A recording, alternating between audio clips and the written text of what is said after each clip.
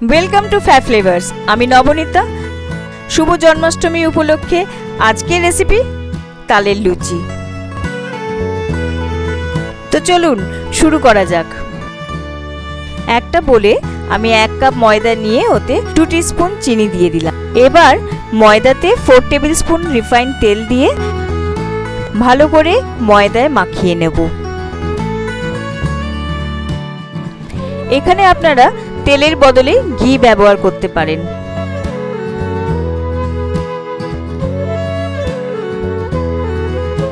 ভালো করে ময়ন মেখে নেবার পরে হাফ কাপ তালের পাল্প দিয়ে দেব।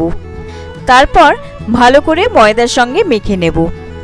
কিভাবে তাল ছাড়িয়ে সহজে তালের পাল্প বার করে নিতে হয় সেটা আমি তালের ক্ষীর রেসিপিতে দেখিয়েছি। ভিডিওটার লিংক আমি ডেসক্রিপশন বক্সে দিয়েছি, আপনারা দেখে নিতে পারেন।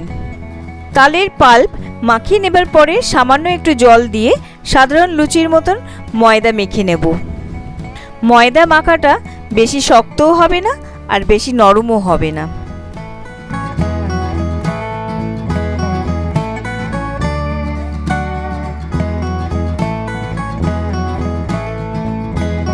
মাখা হয়ে গেলে হাতে একটু তেল বা ঘি লাগিয়ে ময়দাটাতে লাগিয়ে নেব। তারপর একটা প্লেট দিয়ে ঢেকে 10-15 মিনিট সেট হতে রেখে দেব। এরপর খানিকটা তেল হাতে লাগিয়ে ময়দা মাখা থেকে ছোট ছোট লেচি বা বল বানিয়ে নেব।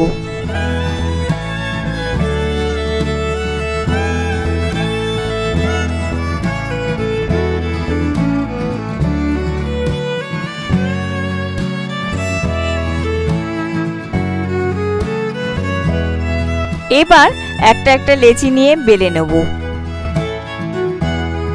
বেলার সময় বলগুলোতে একটু তেল বা ঘি লাগিয়ে লেচিগুলো বেলে নেব। লুচিগুলো বেলার সময় চারধার সমান রেখে বেলতে হবে। বেলা হয়ে গেলে একটা প্লেটে উঠিয়ে রেখে নেব। আমার চ্যানেলের লেটেস্ট আপডেটস পেতে আপনারা আমাকে ইনস্টাগ্রাম, ফেসবুক আর টুইটারে ফলো করতে পারেন।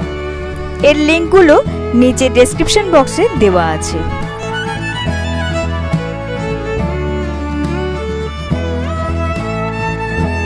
কতগুলো লুচি বেলে নেবার পর এবার আমি কড়াতে সাফিসিয়েন্ট রিফাইন্ড তেল নিয়ে হাই ফ্লেমে গরম করে একটা একটা করে লুচি ভেজে নেব।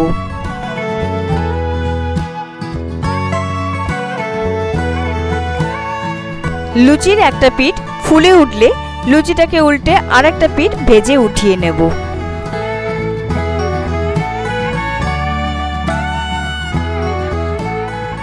তেল থেকে একটু ধোঁয়া বেরোলে বা ভালোভাবে গরম হলেই তখন লুচিগুলো তেলে দিয়ে ভাজতে হবে, তাহলে ভালো করে লুচিগুলো ফুলে উঠবে। তৈরি হয়ে গেল গোপালের প্রিয় তালের লুচি। আমার এই রেসিপি আপনারা বাড়িতে বানাবেন ও আমাকে কমেন্ট বক্সে লিখে জানাবেন। লাইক ও শেয়ার অবশ্যই করবেন। আমার নতুন বন্ধুরা আমার চ্যানেলটাকে অবশ্যই সাবস্ক্রাইব করবেন ও পাশে থাকা বেল আইকনটা প্রেস করতে ভুলবেন না, যাতে আমার নতুন ভিডিও সবার আগে আপনাদের কাছে পৌঁছে যায়। Stay tune with us.